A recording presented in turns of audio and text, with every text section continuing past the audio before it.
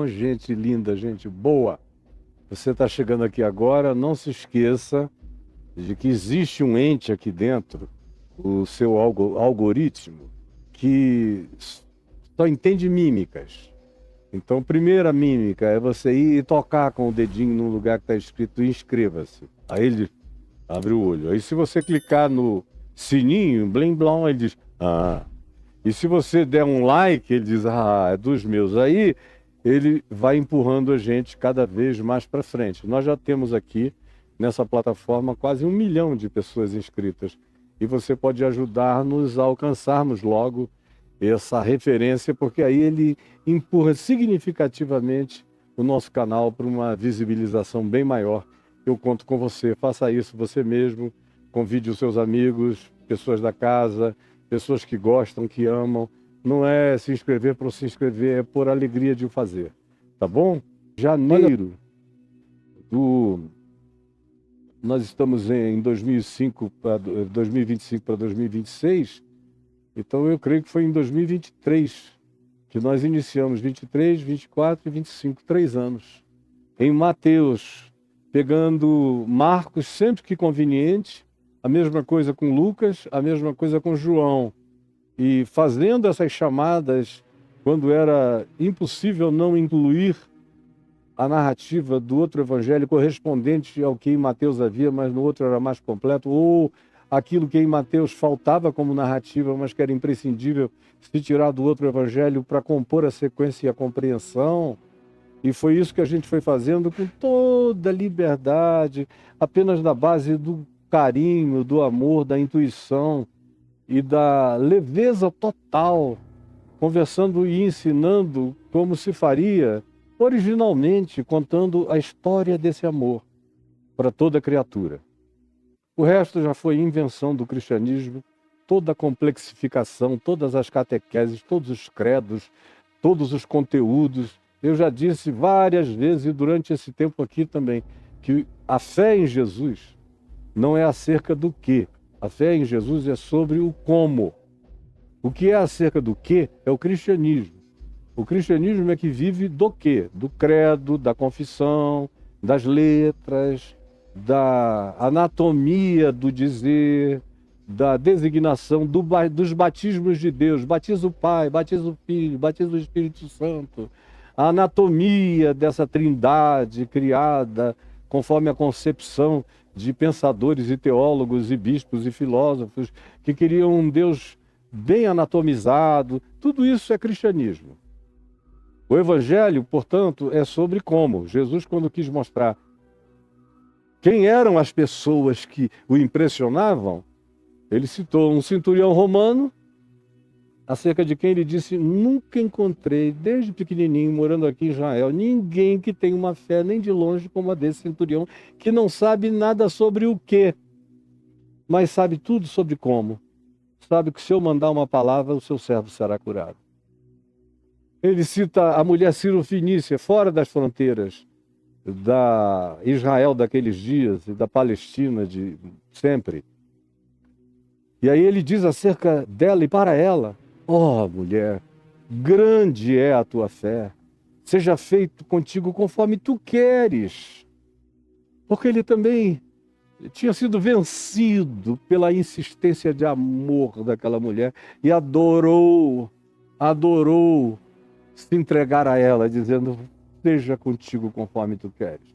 E quando ele quer demonstrar outra vez quem é o herói do amor, da solidariedade, da graça, da bondade, do carinho, a quem ele utiliza como um exemplo a ser seguido, ele conta a história chamada do bom samaritano, onde um sacerdote passa se desviando dos problemas da vida, das dores humanas e tudo mais. A mesma coisa um líder de canto, louvor, um levita, um ente gospel, cantador, se desvia também, é muito problema. Não, eu estou aqui para me beneficiar. Aí vem um samaritano com doutrina errada, que não sabia de nada, que não passaria num exame catequético de nenhuma congregação cristã, que tinha até crenças profundamente equivocadas do ponto de vista das exigências do cristianismo, Mas vem Jesus e diz que ele é o cara, aquele bom samaritano. Porque o evangelho não é sobre o que você aprendeu e argumenta a respeito, é sobre como você vive. E essa é a ortodoxia de Deus, é não se desviar do caminho. É não se desviar do caminho. E o meu caminho, no meu caminho tem um próximo. Há um próximo no meu caminho. Essa é a simplicidade do evangelho. No meu caminho há um próximo. Há um próximo no meu caminho. E é aí que a verdadeira ortodoxia se estabelece através de obras, de amor, de cuidado, de atendimento, de serviço, de alimento, de comida, de cuidado, de carinho. É assim que é o evangelho. Um evangelho cheio de uquês e que não tem comos, não é evangelho. No máximo é cristianismo. Fecha o parêntese clarinha. E agora eu começo. Nós chegamos a Mateus 28. E Mateus 28, até o final, ele é resumido como Marcos é. Marcos é bem resumido. E Mateus, de acordo com todas as grandes tradições, foi escrito a partir de Marcos. Marcos teria escrito como escriba de Pedro, com as memórias de Pedro, com as objetividades do pescador Pedro. E Marcos é bem objetivo, direto. E a objetividade também tinha um público específico, mais imediato, que era o público romano. Que era um pessoal que não tinha tempo para muita divagação, que queria tudo explicado, curto, pequeno e encapsulado. E Marcos é assim, Mateus expande, bota uma genealogia, um monte de coisas que vieram a ser depois apelidadas de oráculos do Senhor, como o Sermão da Montanha e várias outras coisas, e parábolas que não aparecem em Marcos. Há vários episódios que em Marcos não aparecem, mas que em Mateus são inseridos. A mesma coisa em Lucas, que dilata mais ainda. A genealogia supostamente leva até ao primeiro Homo sapiens sapiens, Adão e a sua mulher. Não fica contida como Mateus, que começa já como uma genealogia semita, de Abraão para cá. A de Lucas é uma genealogia da humanidade, porque a visão de Lucas é greco-romana, é paulina, tem a ver com o mundo todo. Ele não pensava com aquelas categorias diminutivas, ele tinha sido criado no planeta e ele sabia que o evangelho era planetário. E ele era discípulo de Paulo, que foi o mais planetário de todos os apóstolos. A gente tem João, que nem escreve um evangelho, que prega uma mensagem, que ele chama de meu livro. E eu já expliquei recentemente os 7 milagres, também os elementos de entrevistas de Jesus, que são os componentes, 7 sinais e várias entrevistas que deflagraram o conteúdo de João, que ele chama de meu livro. E a ênfase no final de cada um desses 4 evangelhos é importante que a gente perceba e verifique. Por exemplo, se eu decidir começar por Marcos, começar a terminar a nossa exposição usando o texto de Marcos, ele termina assim, no capítulo 16, verso 14. Finalmente apareceu Jesus aos 11, porque Judas já não estava com eles. Quando estavam à mesa, aí é episódio que a gente teve desdobramento deles em João, em Mateus, em Lucas, no domingo da ressurreição. E aqui, nesse final, há uma concisão. Em Marcos, tudo isso é exprimido numa pílula. Estavam à mesa e censurou-lhes a incredulidade e dureza de coração. A gente viu isso detalhadamente em outros evangelhos e suas narrativas, porque não tinham dado crédito aos que já o tinham visto ressuscitado de entre os mortos. Então disse-lhes: ide por todo o mundo e pregai o evangelho a toda criatura. Quem crer e for batizado será salvo, quem não crer será condenado. Marcos diz: e estes sinais hão de acompanhar aqueles que creem. Em meu nome expelirão demônios, falarão novas línguas, pegarão em serpentes, e se alguma coisa mortífera beberem não lhes fará mal, e se impuserem as mãos sobre os enfermos, eles ficarão curados. Aí como é que a gente entende esse texto aqui? Eu tenho que entender Jesus a partir de Jesus. Não a partir do concílio de Nicéia, ou do encontro de bispos em Éfeso, ou da confissão de fé protestante de Westminster. Não. Isso já são pessoas dizendo que no seu tempo e na sua hora elas achavam conveniente para atender às demandas políticas, sociais, econômicas e religiosas daquela geração imediata. E que foi praticamente transformada em palavra de Deus, instituído como dogma absoluto, e ai daquele que não rezar por essa cartilha. De homens. Agora, eu nunca estive nem aí para isso. Eu sempre li qualquer coisa a partir de Jesus. Por exemplo, Marcos sofre uma discriminação teológica muito grande nesse final. E tem aqueles que são céticos, dizendo a ressurreição deve ter sido uma apariçãozinha, uma miragem, um holograma. Porque Marcos, que é o evangelho mais antigo, nem se deu ao trabalho de muitas descrições. Não deve ser porque havia. Depois é que eles foram criando, imaginando, construindo, produzindo, como se fosse tudo uma construção mítico-progressiva da imaginação, mas nada com factualidade. Isso é gente cética que diz, e diz há muito tempo. Um outro argumento em relação a Marcos, que se utiliza dele, é esse sobre quem crer e for batizado será salvo, quem porém não crer será condenado, que aparece em Mateus também, sendo Mateus um evangelho escrito a partir das reminiscências de Pedro e do texto de Marcos, nada mais natural do que aquela continuidade, ser mais ou menos daquele jeito.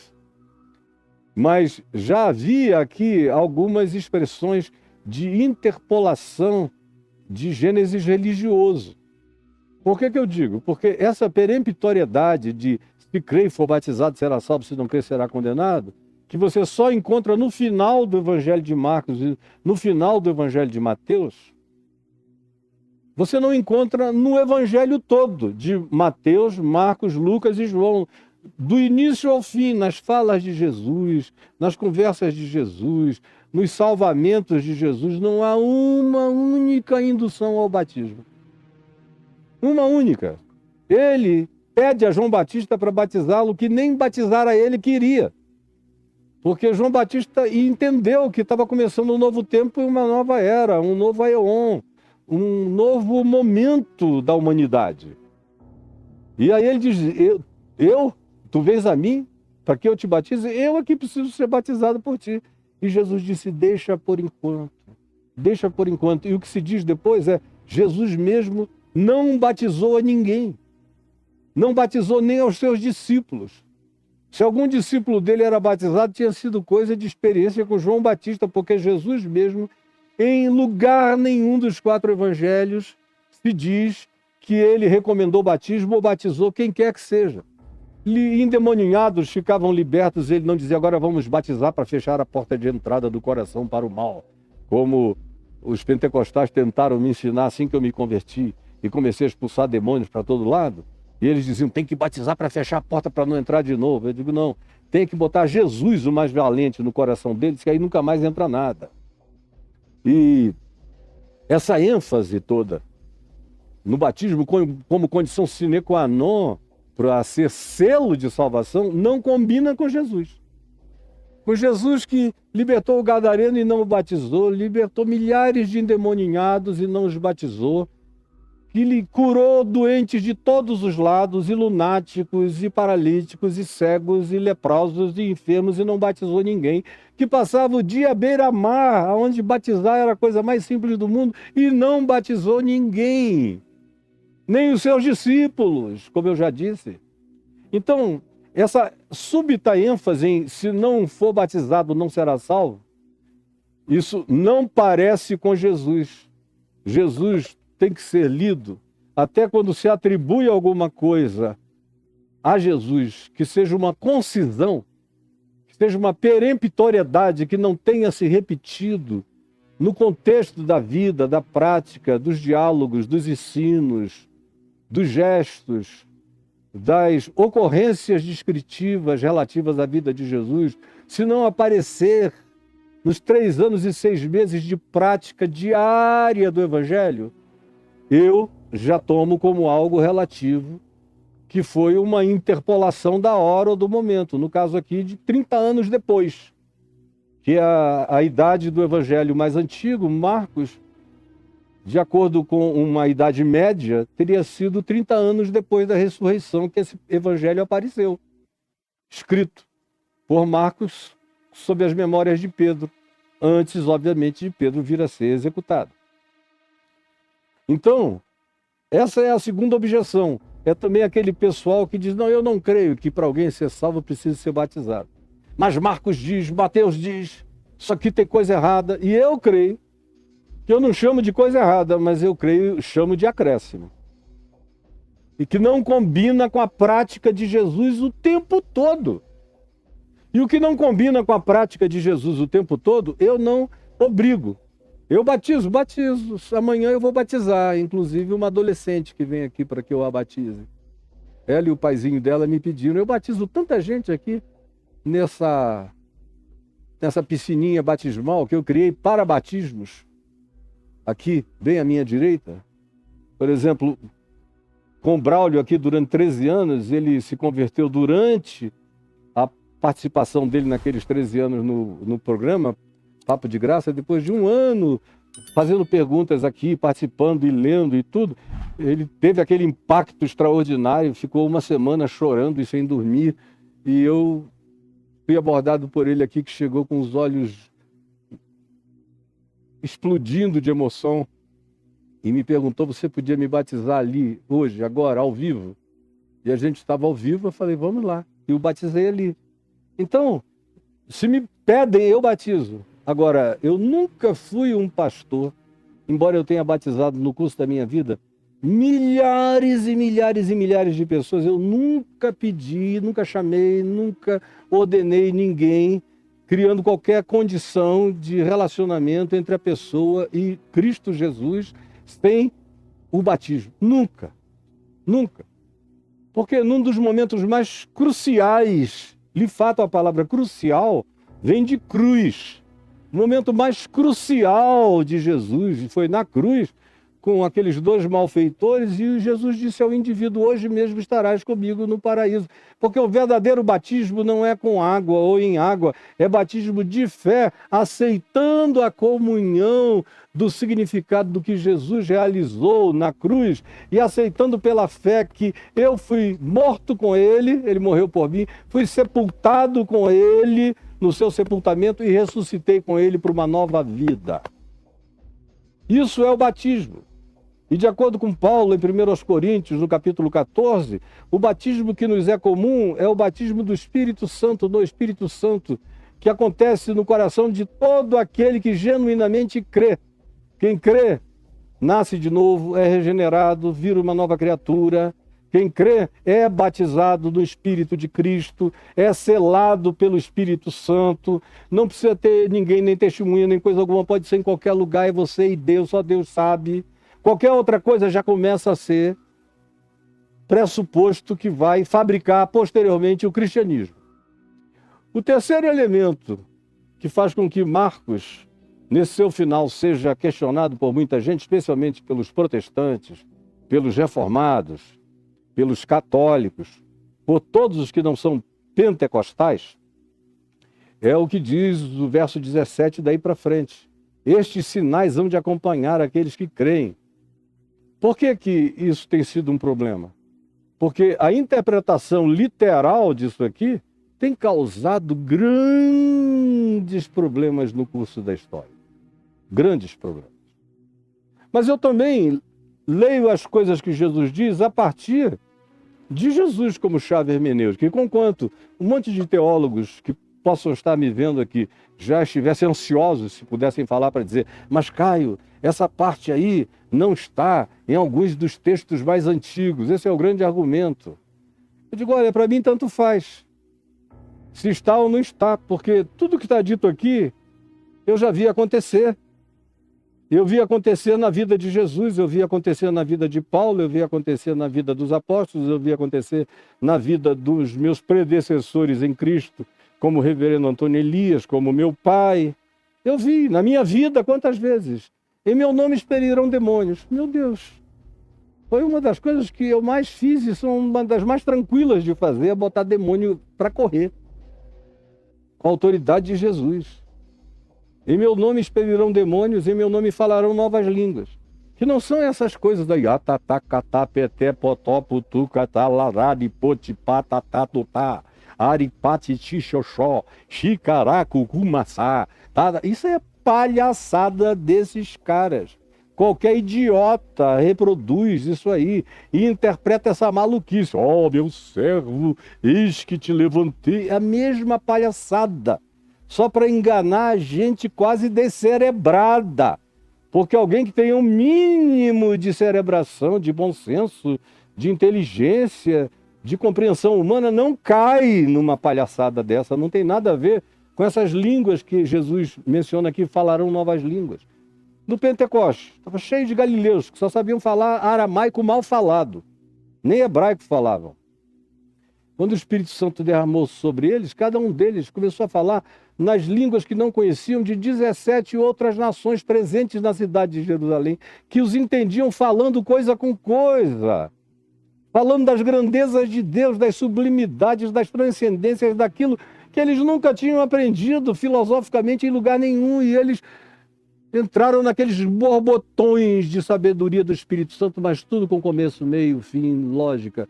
Palavras de grupos étnicos, nacionais e culturais espalhados em toda aquela região do Oriente Médio e da Ásia Menor. Daí ter sido um choque que espalhou aquela notícia para todo lado com tanta rapidez. Novas línguas. Agora, não é porque tem essa palhaçada aqui que as verdadeiras não acontecem. Acontecem.